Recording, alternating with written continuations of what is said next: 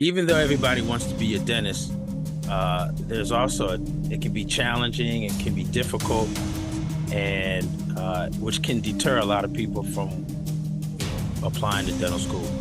Tell us what has been or what was the hardest part for you about applying to dental school?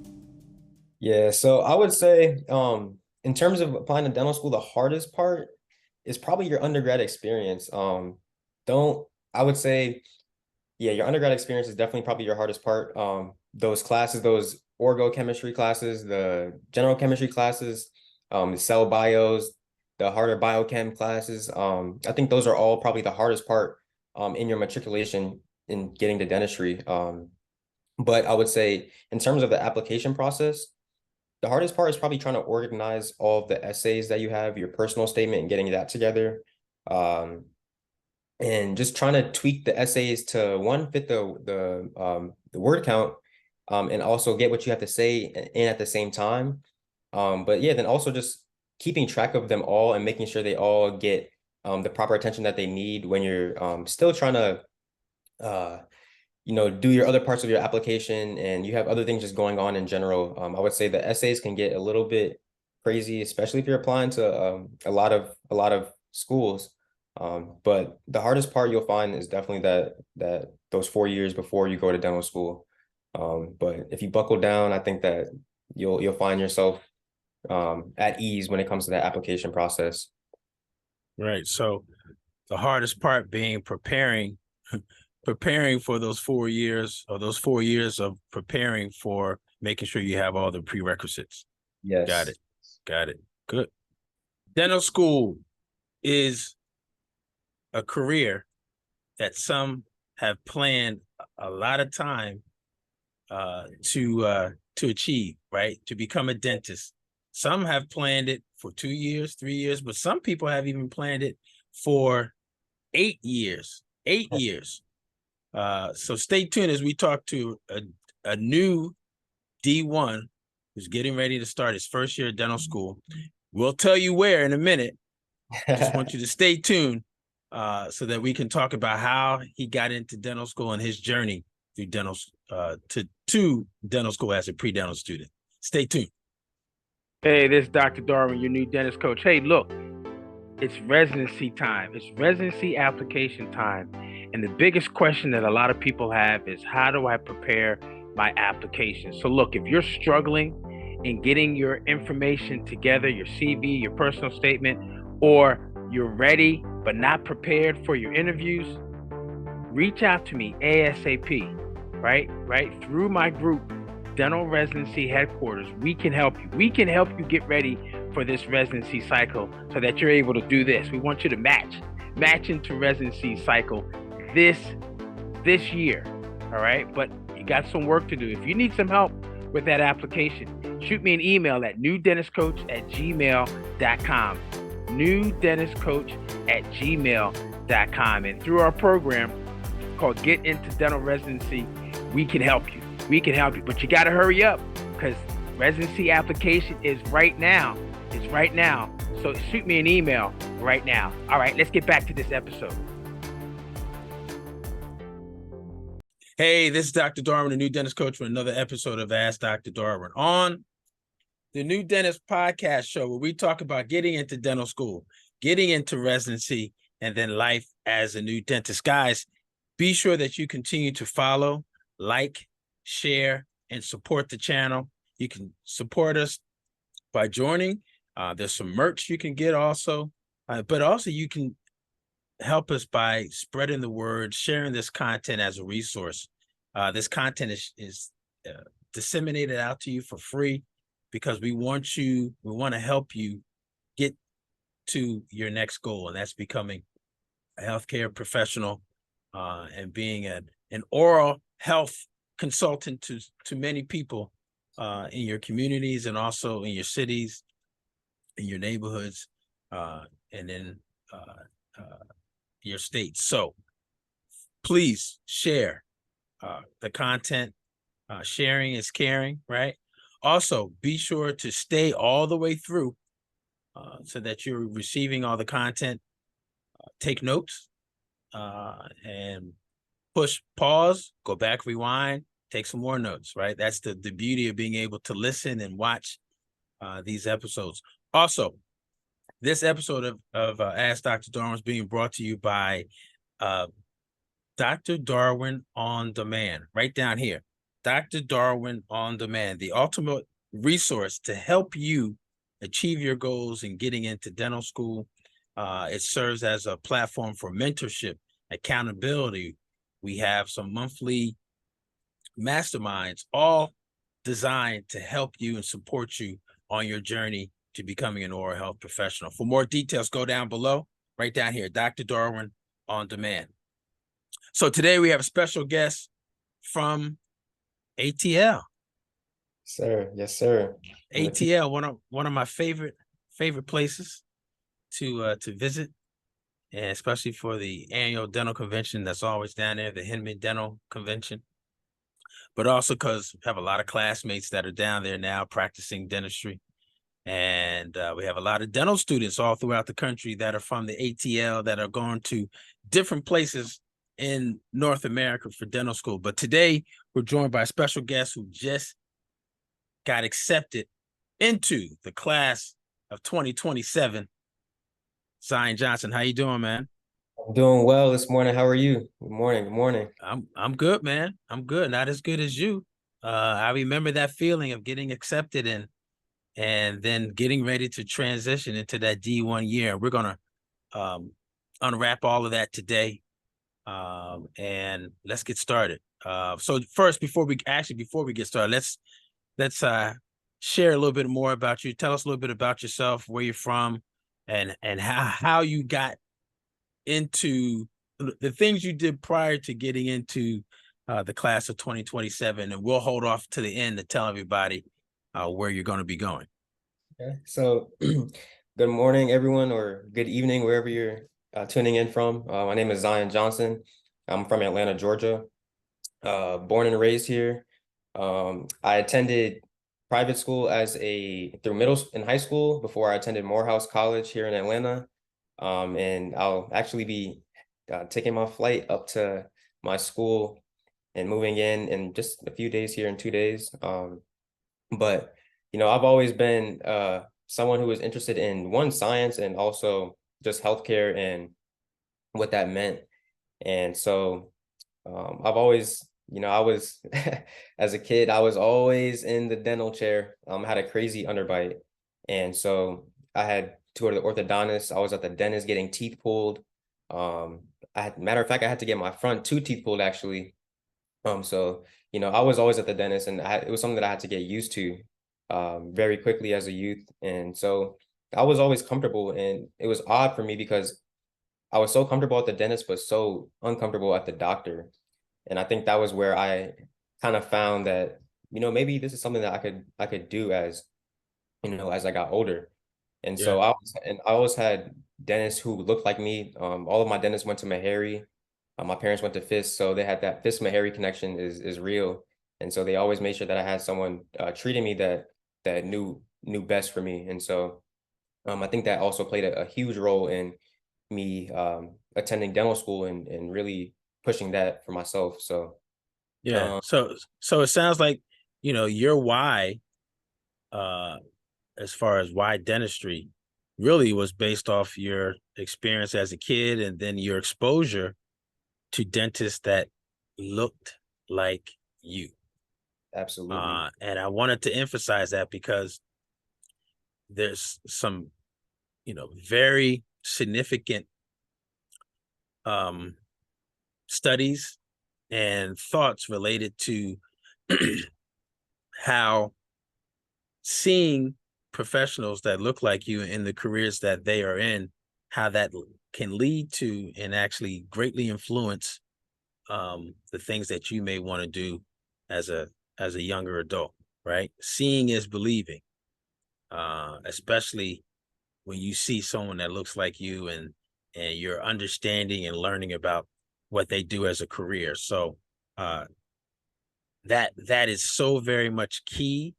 And I think it's part of the foundational things that a lot of groups and individuals are doing to ensure that oral health is infused and has an influx of individuals like yourself that want to pursue and want to have their careers in dentistry. So thanks for sharing that as relates to why dentistry for you, your experience.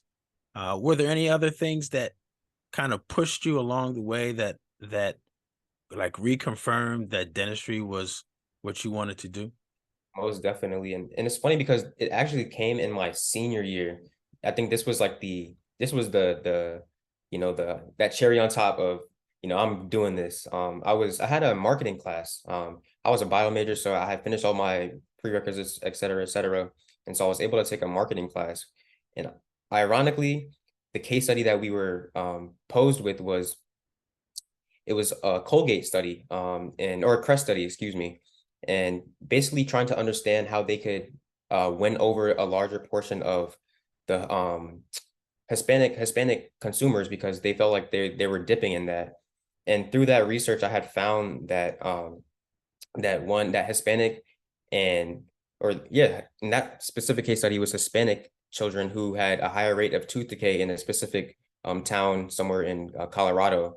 But this is not something that was localized to Colorado per se. It's something that is a larger scale.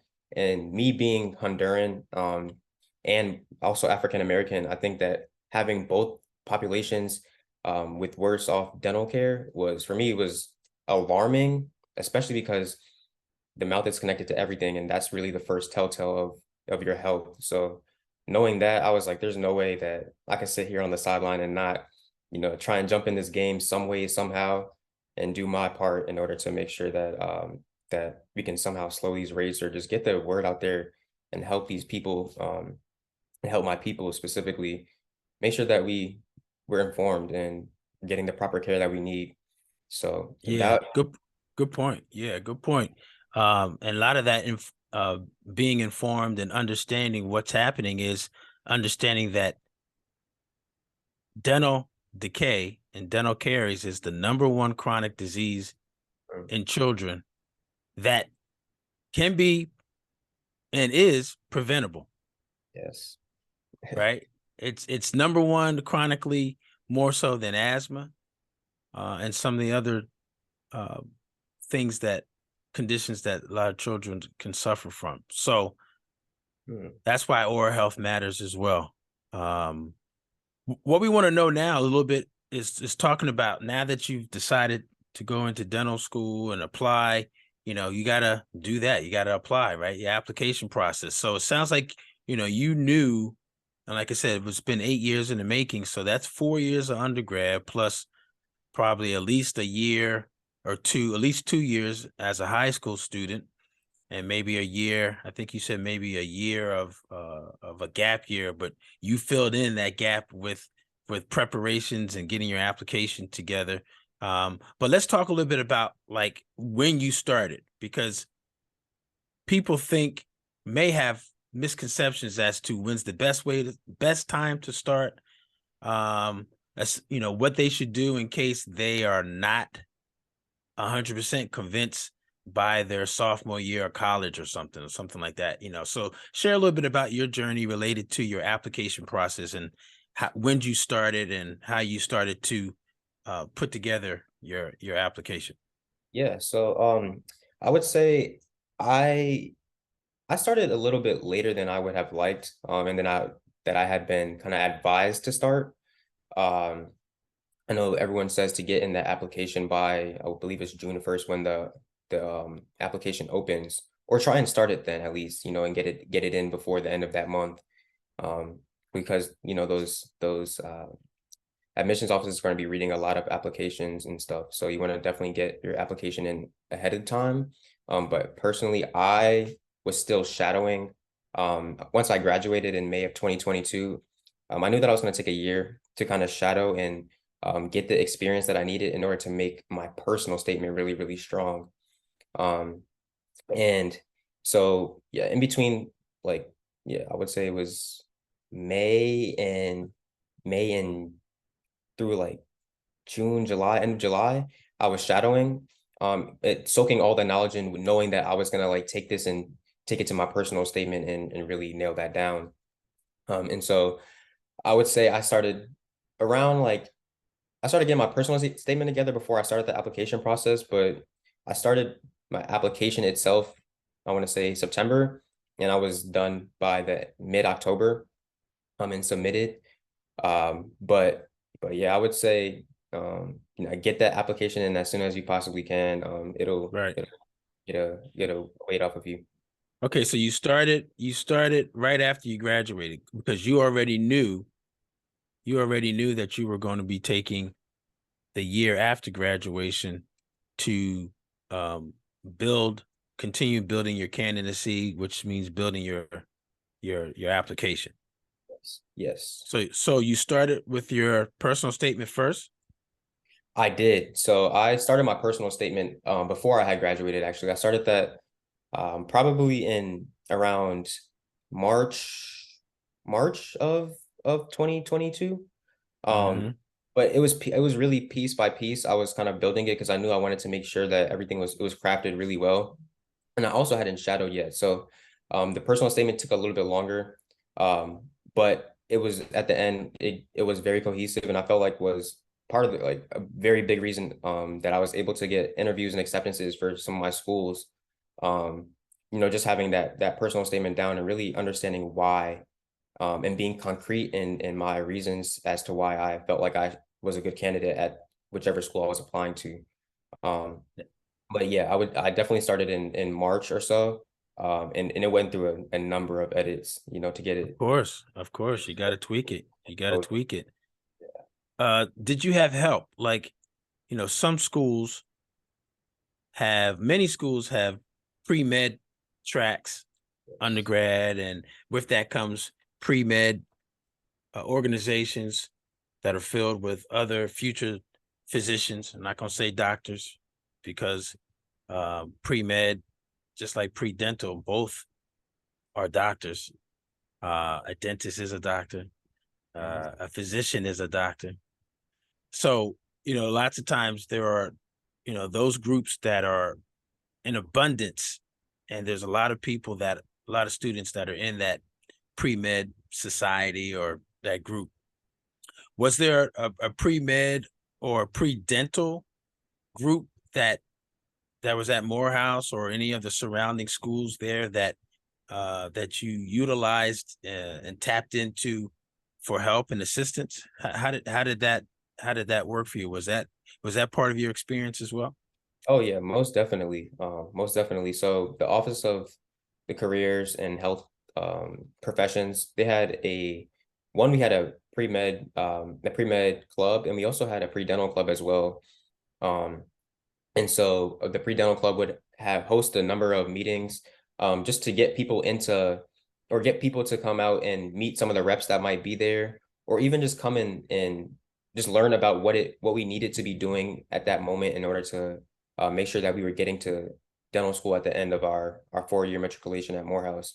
And so they were always a big part. And because our school is pretty small, I always like to say it's almost like you have your fraternities at the school, but then Morehouse itself is a fraternity in itself. The brotherhood that we hold, Yes, it is. Yes, it is. very, very special, and something that was one of a kind. And so um, having those people, and then boiling that down into a very small portion of people who one started pre-med and finished pre-med or pre-dental.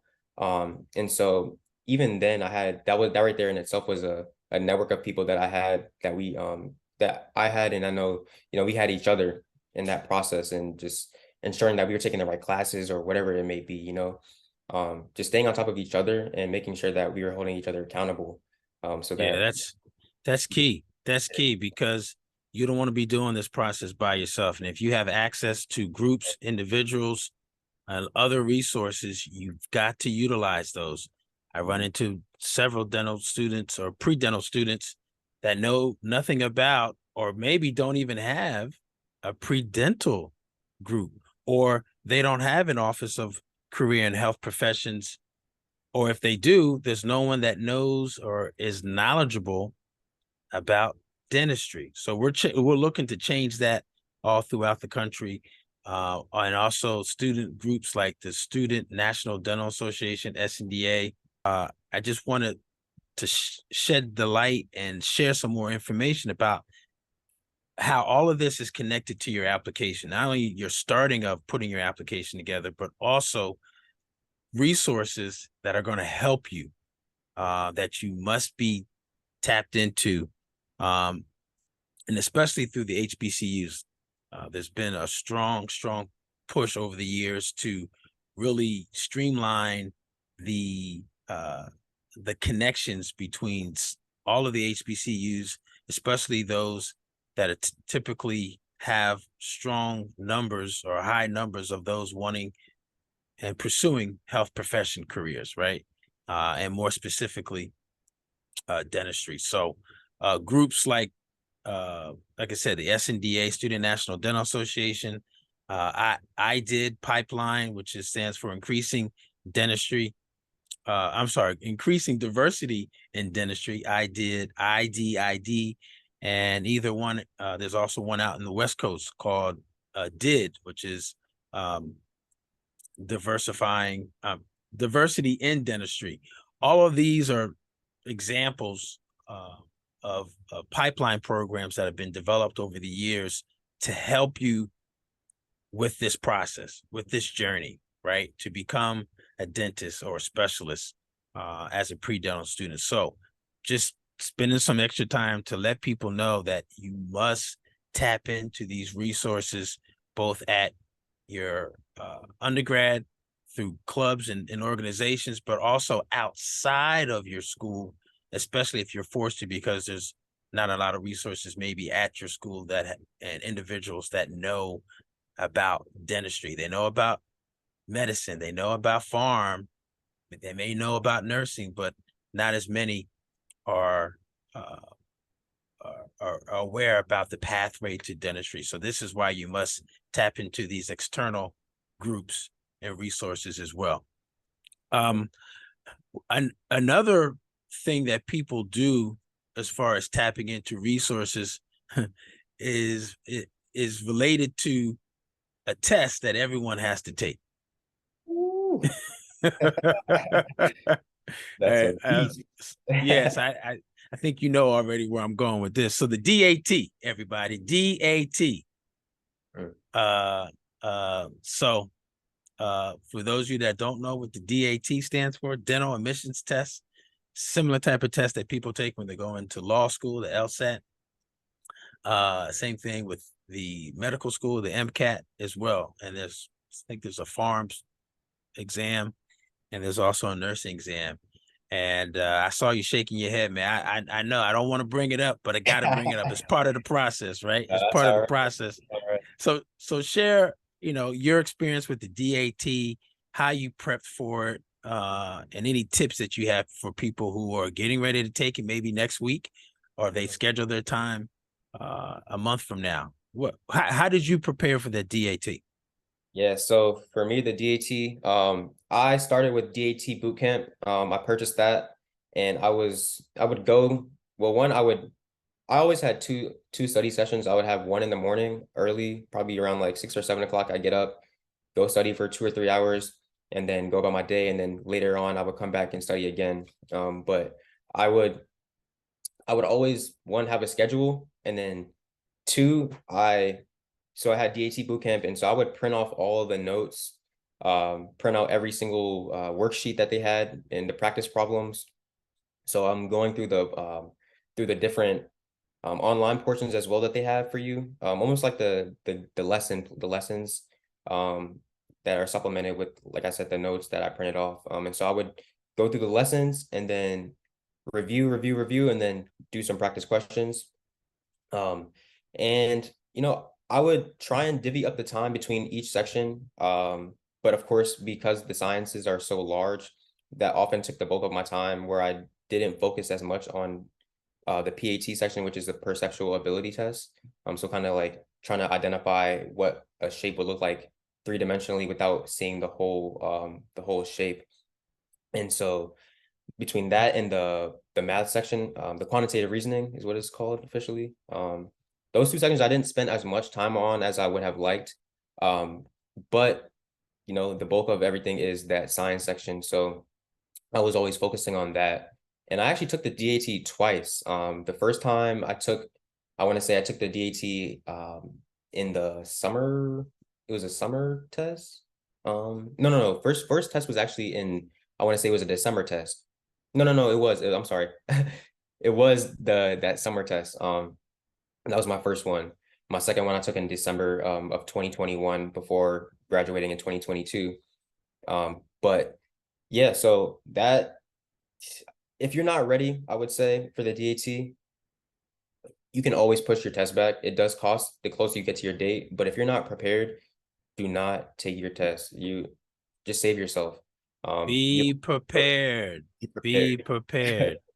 Right? That's As an applicant, as an applicant, your number one job is to get into dental school. Mm. That includes the DAT, preparing for the DAT. Even science majors have to prepare for the DAT. Yep. Right. Just because biology is your major or chemistry is your major does not mean that you don't have to not study as much on those subjects in preparation for the DAT. Don't sign up for that class like that. Like, meaning don't do that. Like, you've got to prepare.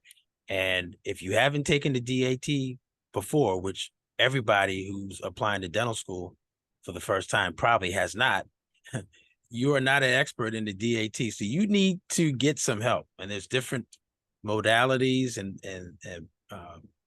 things that you can take as preparation courses that you can take.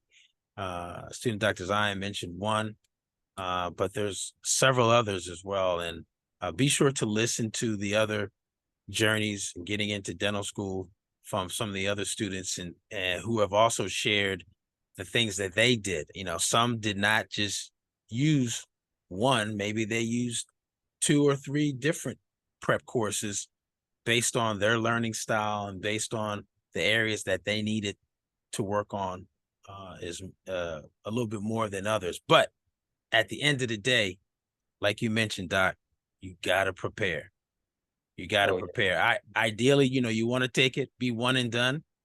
But that don't happen for everybody. Yeah. 2 times, you know, especially even after taking practice tests. You know, when you get there, when you get to the test center, you start taking the test, it's a little bit different environment than the test taking and the practice test that you're taking at home. So just wanted to emphasize the fact that preparation. Yeah, reality Preparation. does kick in when you sit at that desk and you're sitting in front of that computer. You know, there's a lot more to the test than just the knowledge. There's nerves going on. There's a Yeah. lot of it's that you're excited but also nervous, ready to be done. And so Yeah. just Yeah. being prepared for that as well. Now you took it a second time. What was the reasoning? What was your thought process and the reasoning on that? Was it based on you just didn't like your score? Was it related to your score and tied to some of the programs that were on your list, the schools were on your list, and you realize, okay, I need a X number and I'm 1 or 2 points beyond below that number, and this school is, you know, my top 5 schools on my list. I got to take this exam over. What was your rationale for taking it a second Yes. time? So the first time around, my science scores weren't as high as they should be. Because I had a very solid GPA. And my undergrad resume was very solid, but I always knew that I wasn't as good at standardized test taking. And so my scores were for my science section were pretty low. And so I sent it to my mentor and I was like, these are my scores. Like, what do you think? And she was like, you know, you did a good job, but I think we can get those up. And so she recommended taking it a second time. And I was open to it because at the end of the day, I didn't want to come this far and then I didn't want the DAT to hold me back. And so I ended up changing my I instead of using DAT bootcamp, I supplemented that with DAT destroyer. And so the destroyer is just a load of practice questions. And I think the second time around, my score didn't change. But my science, my overall score didn't change, but my science, my biology, the organic or the chemistry, and the sciences, those all increased by at least 3 or 4 points. And so um that was really my goal, because I knew I was very strong in the sciences. So there was no way that my score should be low, you know. So using those practice questions and just the repetition every single day, doing like 100 questions every single day, whether it was in biology, you know, whatever it was. I think that's what really helped me the second time around, was just repetition, and also taking practice tests before. Even if you're not super ready, the practice test is going to tell you quicker what you don't know, as opposed to Yep. you trying to go through your study guide and search through all the information. And a lot of times what we don't recognize, that we focus on what we already know because it makes us comfortable, but you need to go in and figure out what you don't know, so that you can, you know, streamline yourself to understanding those things and those topics. Yeah. And so, And lots of times you don't know what you know until you take a practice test and you break down, you got to break down those questions. I mean, I'm sorry. You break down the question, but you also have to break down the answers. oh yeah, The answers as to the way the answer is worded and why this is almost close, but not as close as C. Why A is almost close, but not as close as C, and why and what that is, right? Kind of like reverse engineer. You got the answer. Let's figure out why this answer is that. Um, exactly.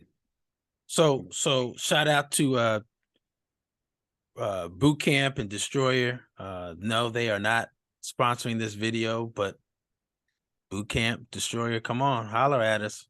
But share with us soon, Dr. Zion, what, you know, the number of schools that you applied to, and why you decided upon applying to those schools. What was the rationale for you Yeah, behind that? so I actually applied to 10 schools, which is a good amount. It's a lot of schools, and each application is not cheap. This is a very expensive process. Something I wanted to make sure I mentioned. So save your money. But I applied to 10 schools. I applied to Meharry, UNC, UCLA, USC, Tufts, Harvard, University of the Pacific, or Pacific, excuse me. And then also I applied to it's called ATSU. I think it's AT Stills University in Arizona. It's their dental school. Um, and so I chose these schools, just some of them based off of just their name. Others I chose because I knew someone that may have went there, or there was a connection, like say Meharry or Tufts. You know, I have actually a few Morehouse brothers that go there right now, and also a few of my Spelman sisters as well that are up there. And so I had kind of that connection already. And so I just applied. And then, yeah, I would say some of them were just based off location. Like I love California. I love the West Coast. And so I applied to UCLA and USC and Arizona as well, just for location purposes, but also USC specifically. I had done a research program there, a summer research program there, during my undergrad years. And so I had a connection for that one. But yeah, and so some of them were location, um, you know, proximity to family, just name, or, you know, a real connection. But I wanted to cast my net wide, because this is a very competitive process. And so I didn't want to, you know, short myself and, you know, only cast my net this wide when I should have done it this wide to, you know, Right. get to the next school. You know, the goal is to become a dentist. It's not to be at a school just for a name. You know, anywhere you go, you're going to become a dentist, and it's up to you what kind of dentist you want to become and how good of a dentist you're going to be. So that doesn't have Yeah. school you go to doesn't have any bearing on that.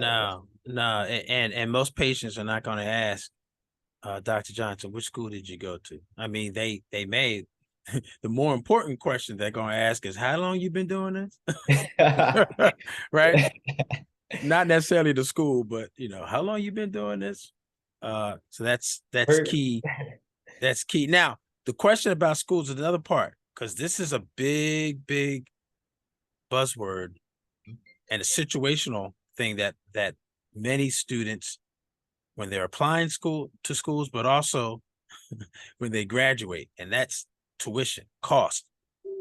Where was cost on your priority as far as how you determined the 10 schools that you were applying to? And or did it even come in, as a major factor for you? I'll be honest. I knew the cost of dental school is extremely, extremely high. And so it really didn't have any bearing on my like applicate my decision to apply. Because at the end of the day, I know that at the end of the day, I'll be a dentist, and part of that comes, you get paid pretty well, and so even the banks know the people that are loaning you the money, they know that they're more likely to get this amount of money back from you because of the profession that you're in. And so I really wasn't worried about that. I know that it'll come. I was really more so just worried about, what the school had to offer. And, you know, what was their diversity looking like? What was their academic rigor? How did they transition you from the clinic or the sim lab to like, or from class to sim lab, et cetera. And so those things I think had they held way more weight than the Yep. cost, because it's going Yeah. to be expensive regardless. Right. um Right. so Especially if you're out of state, and especially if you're going to an institution that's a private institution. Right. exactly. But that's very key. What you just shared is very key, because I will tell you, um, dental schools getting into dental school is easy. And everybody might be like, what do you mean? We're just talking about some of the challenging things. And how is it easy? If it's so easy, why isn't more people getting in? Well, I say it's easy in comparison to your next task, which Hmm. is to get through. Yeah. Ooh. So if you compare to that, getting into dental school is easy. It's getting through that is the big challenge. And you got 4 years to do it, but you've got to be in an environment that is supportive of your matriculation, but also your transition and your continuance from D1, 2, 3 to 4 to out the door. D4 and out the door, right? So, and there's another thing that you got to get through once you get you select your schools, you got to get through the interview. So you applied to 10 schools. Tell us how many interviews you got and what the interview days were like. Any special questions that were like, oh my God, I don't believe they just asked me this question. Were there any of those? So tell us a little bit about that. Yeah, so out of the 10 schools that I applied to, I received 5 interviews. I received interviews from Meharry, Tufts, the school in Arizona, and then USC and University of the Pacific. And so I ended up only doing 3 of them because I had actually got my acceptance from Tufts first. And so um for me, I was like, I don't need to do all these interviews and take up spots for other people when I have one school under my belt, a school that I really respect and that I had support at. And so I ended up doing the interview at USC and University of the Pacific. Um, the Tufts and the USC were virtual. The one in at University of the Pacific was actually in San Francisco, which was a nice experience.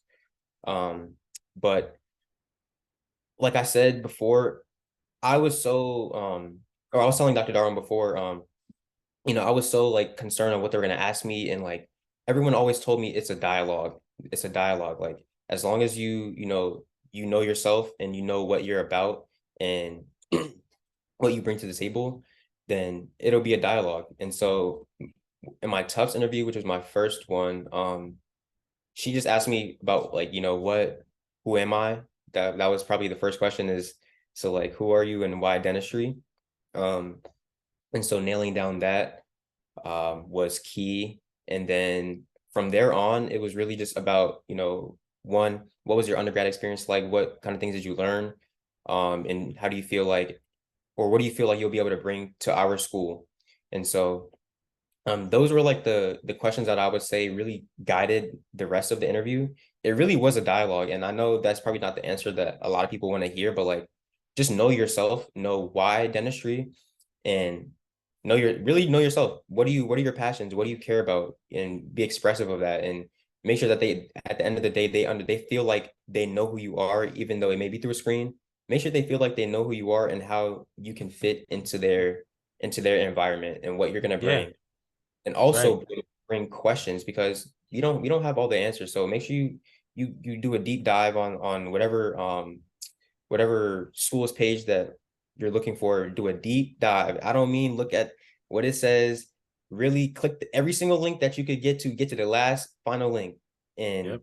we dive into what it is that they're about, know their mission, know their values, um, and just be able to speak on that, and speak on how it relates to you, and how you relate back to it, because every school is not for you, and you have to understand that. And so being able to like understand their values and what they're about will really help you narrow down as well what schools prior. So but the interview, it's is very daunting. You wake up in the like half the time you can't even sleep the night before. You're waking up ready to go. You're anxious, just excited, but also nervous at the same time. But just understand that, they either you're gonna be the candidate for them or you're not. And it doesn't, but all you can control is how you present yourself, and knowing what you bring to the table.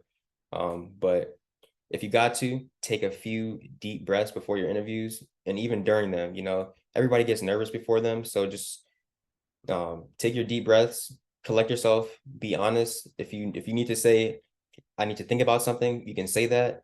Yep.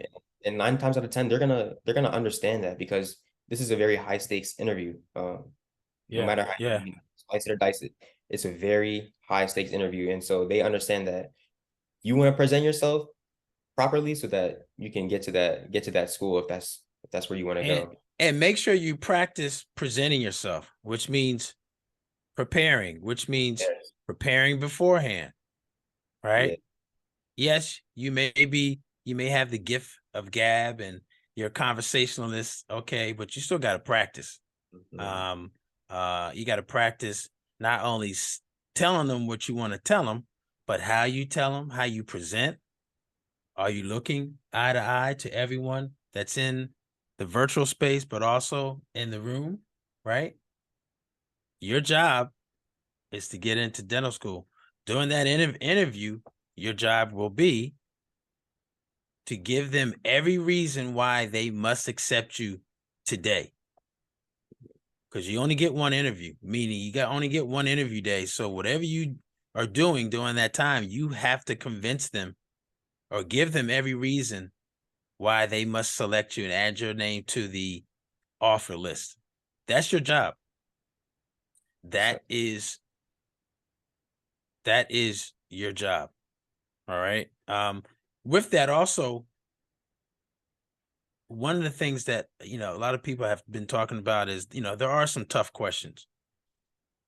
mhm. What would you say was the toughest question that you got in those interviews that you had both virtually and also in person? The toughest question, I would say, hmm. Mm, the hardest question was probably what what are your what are your weaknesses, and how do you or like how do you plan on like working on those, or whatever it may be. And this is weird. It was a weird question for me, only because a lot of times because it's so high stake, we're focused on everything positive that we do. What do we like? What are our strengths, et cetera, et cetera, and not so what are our weaknesses. And it's almost like when you're saying your weaknesses to the admissions interviewer, um it's kind of weird, because it's almost like you're just sharing you're kind of sharing you're showing where you're weak, which is kind of weird in that scenario. But at the same time, we're none of us are perfect, so they can't expect us to be perfect individuals. And that's just kind of unrealistic. And so being real with yourself and being honest, and having a level of self-awareness um goes a long way with that. But yeah, I would say the weaknesses was kind of an odd question, but like I said, Yeah. most of my interviews were kind of free flowing. But I also want to mention my USC interview was a little bit different than your typical. How so? How so? Tell us. So there's multiple parts. So one part is like it's a virtual experience where they give you a prompt and you have about a minute or two, I want to say, to kind of write a response down or jot down little things, and then you answer the question, and then you would end it, and there was like 10 of those. But then they also had a second part where you're in a group with, like, you're on a Zoom call with people, and they give you a case, or how do I explain it? It's called like a multiple. I want to say it's called like a multiple mini interview. And they give you like a case, and you have to basically kind of like identify the facts, and you have to go step by step. Like identifying the steps, what's going on. And it's a very collaborative group thing. They want to see how you work in that setting, because that's how their curriculum is. It's Yep. not just a sit down and lecture. I'm gonna give you the case, and we're gonna present the facts, and then we're gonna dive deep into this, and we're gonna dissect it and understand what's going on from Yeah. every aspect. A And so group, like almost like a group study slash case presentation where yeah, everyone talks about it and then people will present. Very, like you said, there are some schools that have that teaching style. And they not only involve your classmates, but they may even involve other classes, yeah, D1s paired up with the twos and the threes, or the twos and the threes paired up with the fours, D4s. So yeah, I had heard that um, with USC, and then also some other programs that have more of a non-traditional but a newer way of having multiple mini interviews with many different people. Also, some of these interviews, guess what, guys, are what we call closed file, yeah, yes. where they don't even look at your application. The people that are interviewing don't even look at your application. So you have to talk to them as if they don't know you, because guess what? They don't know you. They haven't had the chance to look at your application. So that's where you've got to know who you are. Like you said, questions like why dentistry? Tell us about yourself. What are you going to bring to the program? How are you going to contribute to the school? Especially if it's a school that has a very strong mission statement related to students and activities and the community. How are you going to contribute? And you don't contribute just by paying all this tuition. No, no, no. All right. So, and so that's why you have to be very careful and strategic in the schools that you're applying to, because those mission statements and goals and purposes of the school and of the institution will be embedded and be expected of you to know what those things are. Very, very important. So tell us how you decided what school that you will ultimately attend. And I think for those of you that have been watching and listening, he kind of shared some things. Some of you who are listening, you can't see right now based on what he's got on, but he's got a special shirt on that I think is key to understanding where he's going to be taking his oral health talents to in a couple, well, shoot, 2 days, right? Yes, sir. Yes, sir. I move up in 2 days. So tell us, drum roll. Where's my drum roll team at today? I guess everybody's at the beach. So where are you going to be taking your talents to? You got the drum I will roll. be taking my talents to Tufts University School of Dental Medicine in Boston, Massachusetts. Yeah. All right. Tufts. Excited and Tufts. grateful for the opportunity. It's been a lifetime of work, and lifetime of the grind in order to get here. But I'm thankful for one Tufts, and just like every single mentor and opportunity that's provided me something. Yeah. Yeah. So So why Tufts? What was the thing so about Tufts for you? What were the two things about Tufts that made it tough for you to decide and go other places? Well, I'm sorry. Made it easy. uh, Made it easy for you to decide I'm not going this place, that place, and that place. I'm going to Tufts. What was it about Tufts that made it easy for you to make that decision? So, well, one, their support system and their in diversity and inclusion was probably like number one for me. Um, when I was going through my application and stuff, I didn't recognize this is almost might be the number one most like diverse dental school in like the North America. And so seeing that, I was like, whoa, you know, I mean, and it's a class of 230, which is a little bit bigger than your average of class, but Oh yeah, Tufts is the second largest dental school in yeah. North America. Yes.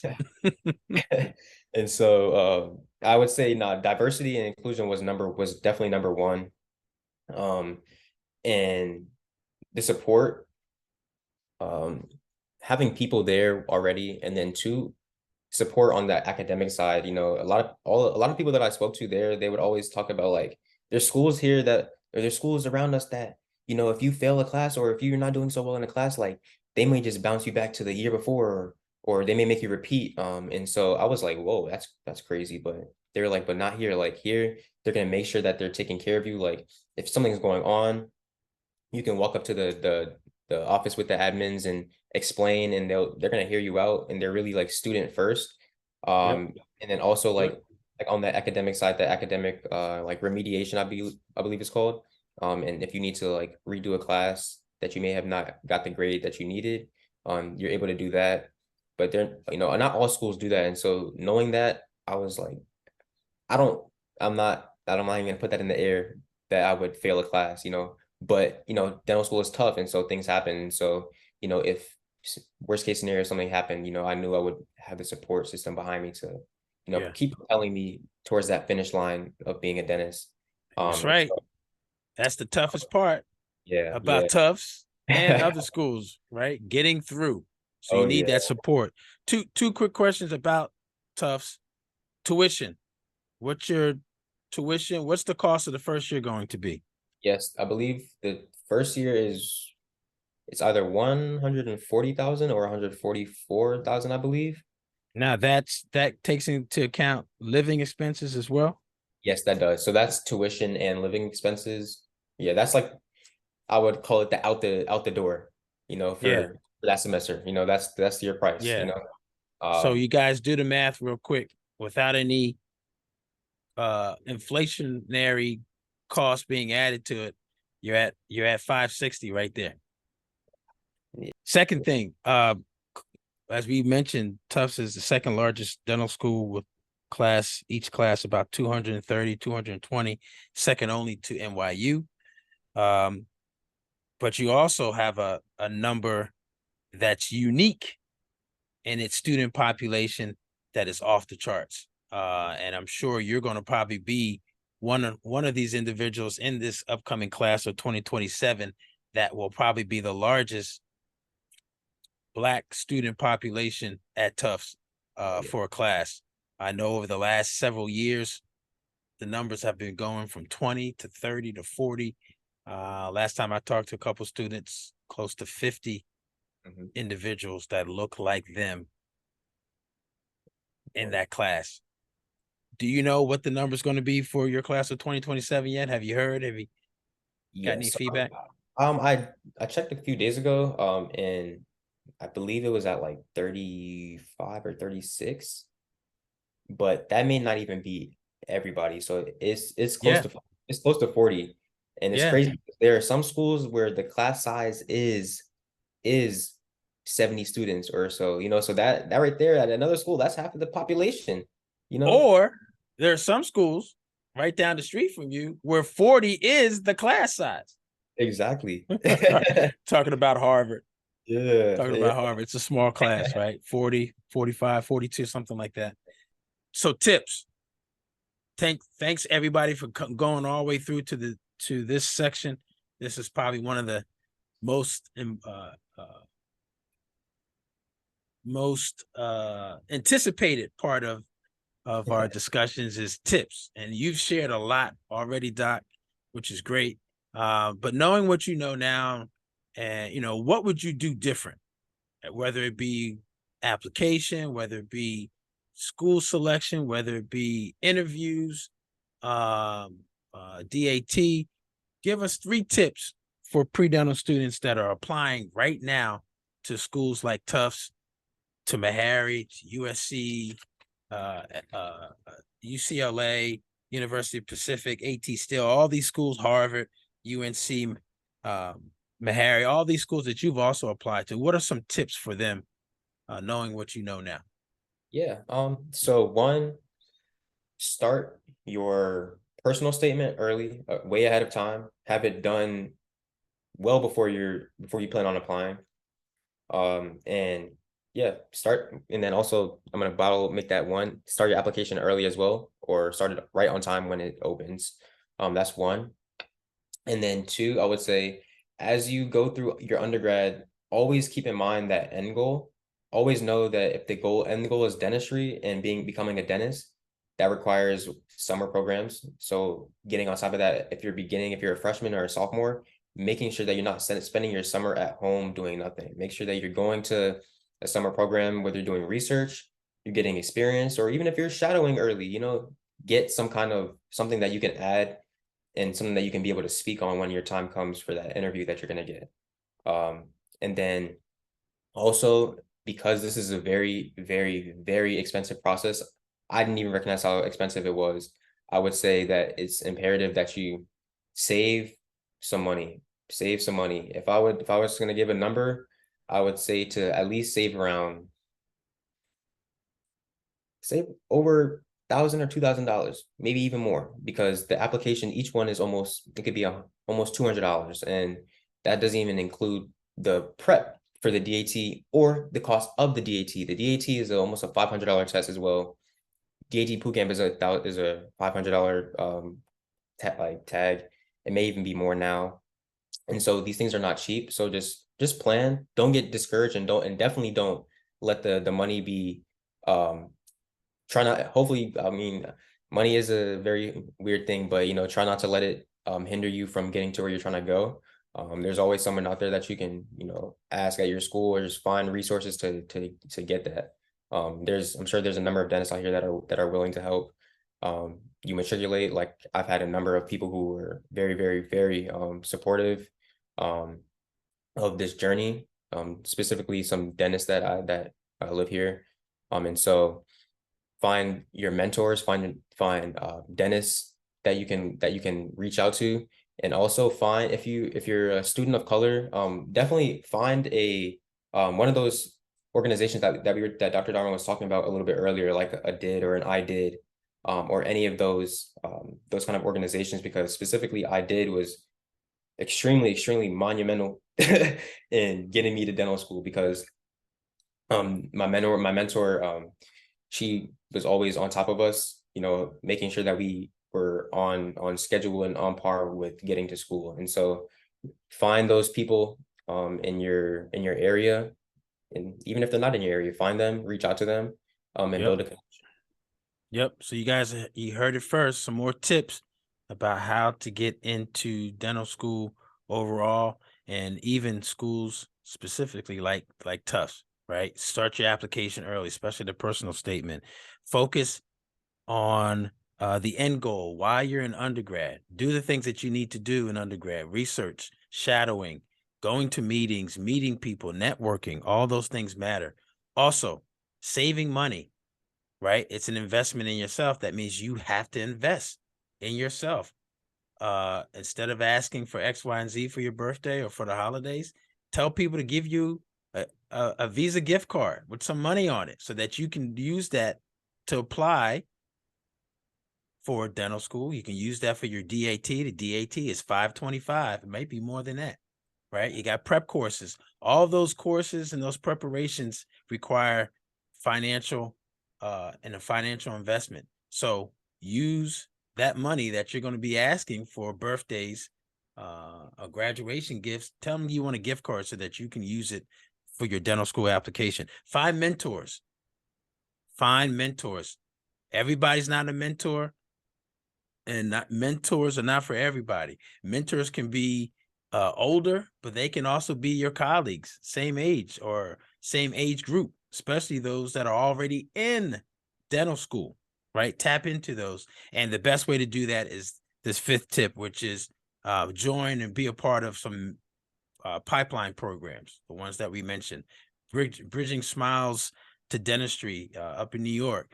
I did increasing diversity in dentistry, and then also programs like diversity in dentistry out in Phoenix, Arizona, based out of Phoenix, Arizona. All these things are ways, or these are tips to help you, and strategies to get to that end goal, which is to become an oral health practitioner and to become a dentist. Guys, we hope that this has been very helpful. Student Dr. Zion, thank you so much. What's the best way for people to get in contact with you if they have questions or just want to tap into your experiences? What's the best way? Yeah, so my Instagram is my name, Zion Xion.Johnson. And you can always just direct message me, and I'm always gonna respond, especially if it's dental related, because you know, at this point I'm about to begin, so I have, you know, a pretty good amount of advice that, you know, I could share for anybody who needs it. And y'all better hit him up quick, because he's not gonna have time. I'm sorry. So hit him up quick. If he doesn't get back to you, that means he's a D1 and he's in the cut. He's in the cut. He's drinking water from a fire hydrant right now, and I can't get back to you. But when he does find the time, he'll get back to you. Most definitely. And also, if you want to, if you prefer email, my email is my first name, Zion.Johnson, and then 22@gmail.com. And so you can always email me as well. I'm always checking that. And so, but you'll definitely get a response from me. I can guarantee you that. Trying to get as many dentists in here as we possibly can. Yep, get them in and get you through. That's right. D4 out the door. All right, that's the goal. D4 out the door. And the goal also is for you all to now consume this content, go back, hit rewind, hit play, hit rewind, take down the notes, but the notes and everything else don't make a difference if you don't implement. If you don't implement these tips and strategies and this information that has been shared with you all today. So I hope you've enjoyed it. Thanks so much, Doc. We appreciate. Guys, go to the next video right now. Go to the next video. Don't wait. Don't wait. It's on demand. It's here for you. Go to the next video. Go to the next audio in this content, in this series. Thank you. Go to the next video. Dr. Darwin. Go to the next video. Go, go, go.